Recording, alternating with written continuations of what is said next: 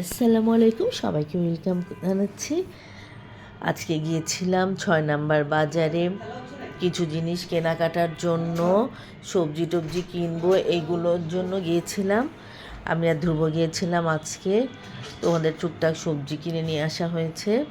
ঢ্যাঁড়স নিয়ে এসেছিলাম, গতকালকেও ঢ্যাঁড়স খেয়েছি। আজকে লাউ নিয়ে আসছি, টুকটাক এটা সেটা অনেক কিছু মোটামুটি আজকে আনা হয়েছে।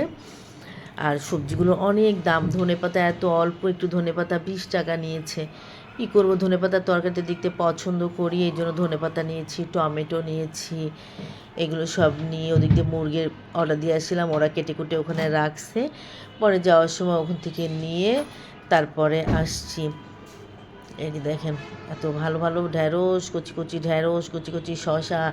ওই যে বললাম শশা আমার বাসায় রয়েছে, কন্টিনিউ শশা খাচ্ছি, প্রতিদিন 2-3টে করে শশা আমি খাচ্ছি। তারপরে পেঁয়াজ নিয়েছি 10 কেজি। এই যে এইরকম একোয়ার পেঁয়াজগুলো বেশি ভালো হয়, নষ্ট হয় না। এর মধ্যে পেঁয়াজ কেনা হয়েছে, তেমন ভালো পড়ে নাই, এই জন্য বেশি কিনেছিলাম না পেঁয়াজ, জানি যে নষ্ট হয়ে যাবে এগুলো। পরে একোয়ার 10 কেজি নিয়ে আসছি। দেখলাম যে ভালো এই পেঁয়াজগুলো, একটু শুকনা আর দেশি পেঁয়াজ। দেশি পেঁয়াজ তো খেতে এমনি তরকারি ভালো হয়, যদিও আমার কাছে এইসবের কোনো ম্যাটার করে না আর কি।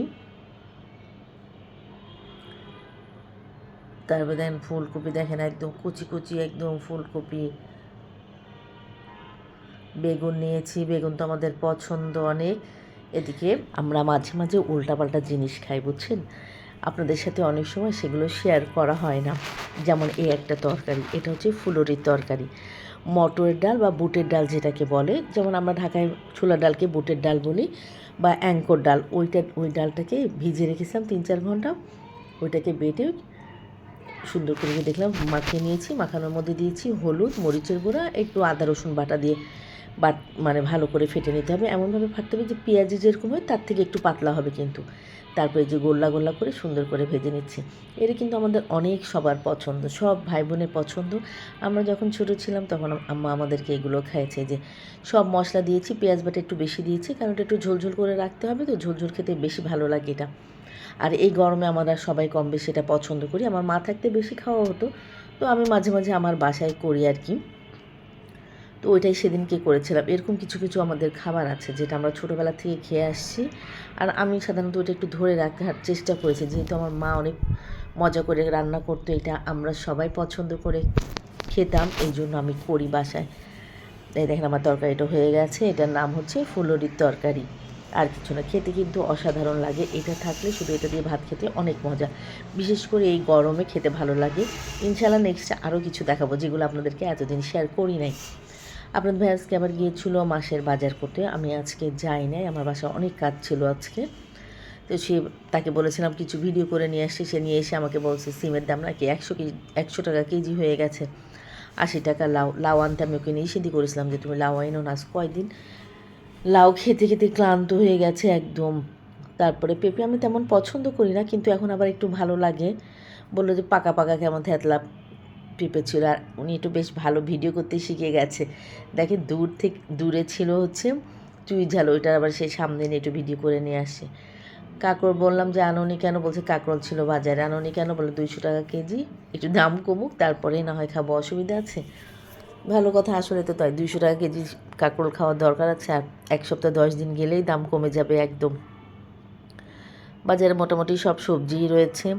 আর এটা হচ্ছে 6 নাম্বার বাজারের সবচেয়ে বড় দোকান। এখান থেকে সাধারণত বেশিরভাগ আমাদের মাছের বাজারটা করা হয়। তো ওইখান থেকে মাছের বাজার সে আজকে সব কিছু ওখান থেকে করে নিয়ে আসছে মোটামুটি। আর এই দালচিনিটা আমি আনতে বলেছিলাম যে আমি ওটা খাবো দেখে, এই জন্য। পরে কিছু গুঁড়া চিংড়ি নিয়ে এসছে, কত বললো 800 না 900 টাকা কেজি, ছোটো ছোটো দেশি চিংড়ি। তারপর বলছে বাজারে কাঁঠাল দেখছি, আমরা তুমি চিংড়ি মাছ নিয়ে আসছো, কাঁচা কাঁঠাল আনোনি কেন, এটাও আমাদের সবার অনেক পছন্দ। বলে কাঁচা কাঁঠালের দাম 150 টাকা করে কেজি, ভালো হয়েছে আনি নাই, কয়দিন পরেই 50 টাকা করে কেজি হবে। আর এখনকার কাঁঠালটা। এদিকে আজকে দুপুরে রান্না করেছি সাদা ভাত, মিষ্টি কুমড়া ভাজছি চাকচাক করে, উপর থেকে পেঁয়াজ বেরেস্তা দিয়েছি, ছোট ছোট পেঁয়াজু, তারপরে শসা, লেবু তো ছিলই, তার সাথে পাতলা ডাল।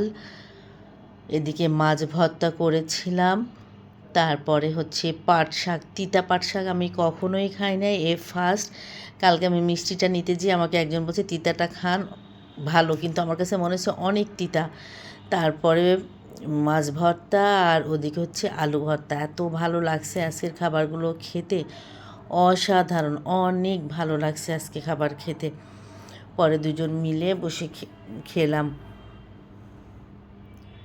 এই ফার্স্ট আমি তিতা শাক খেয়েছি, কিন্তু বেশি তিতা একটু, বুঝছেন, আমার কাছে কিন্তু একটু বেশি তিতা লেগে গেছে, কিন্তু তারপরেও ভালো লাগছে, খাওয়া ভালো তো। এই গরমে এইসব খাওয়া, সাধারণত গরমে এগুলোই আমি রান্না করা হয় আমার বাসায় বেশি। আর কুমড়ো চাক তো ভেজে উপর থেকে পেঁয়াজ কাঁচামরিচ বেরেস্তা দিলে অনেক ভালো। আমাদের ভাইয়া বলছে খাবে না তেমন, এই জন্য এত জোরে আওয়াজ হলো, বিজলি চমকাচ্ছে, মনে হচ্ছে অনেক বৃষ্টি হবে এখন, এই জন্য। পরে ওকে আমি বললাম যে খাও, ভালো লাগবে তিতা। পরে তো একটু খেয়েছে, তারপর ও কমাই দিয়েছে সে। আর আমি তো মজা করে করে বেশ খাওয়া দাওয়া করছি। সবাই ভালো থাকবেন, আল্লাহ হাফেজ।